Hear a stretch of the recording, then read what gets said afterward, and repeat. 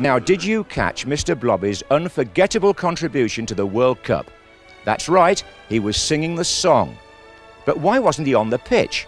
Well, in the commentary box, we were all asking the question, just how good a footballer is Mr. Blobby?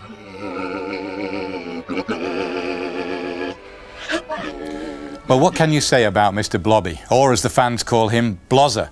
I mean, every generation has its football heroes. Blobby Charlton, Blobby Moore, Blobby Styles. But the big name for the 90s has got to be Mr. Blobby. I tell you this, I wouldn't like to be the goalkeeper standing between the goalposts when Mr. Blobby's thundering towards you. Come to that, I wouldn't even like to be the goalpost. There's lots of talk these days about who's the better player, Gazza or Blozzer. Well, for my money, there's only one winner in that argument, and that's football. Anyway, you can't really make a comparison. After all, Mr. Blobby's thinner than Gazza, isn't he? And you can understand what he's saying. Blobby, Blobby, Blobby, Blobby, Blobby!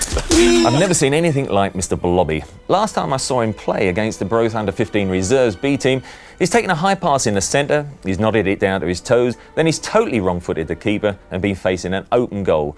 Yet he's only gone off to the dressing room for a cup of tea. So many well-known British footballers have ended up here in Italy, and at the moment, Mr. Blobby's the one catching the interest. He's so difficult to tackle, the defenders just seem to bounce off him.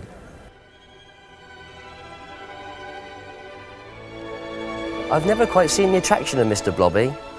He is average in midfield, not one of the game's great defenders, and you wouldn't want him up front. If I was him, I'd stick to the ballet dancing. You know, it's a funny old game, football, and there's not many players around these days with such an encyclopedic knowledge of the game as Mr. Blobby. His tactical use of the rules and his analytical prowess are second to none, except perhaps Garth Crooks.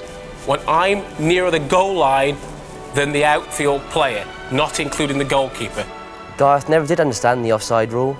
My new series, starting next season, called Blobs and Greavesy, is going to be a real eye-opener. Mr. Blobby is one of the few footballers around who really knows one end of the pitch from the other, and believe me, that can be an advantage.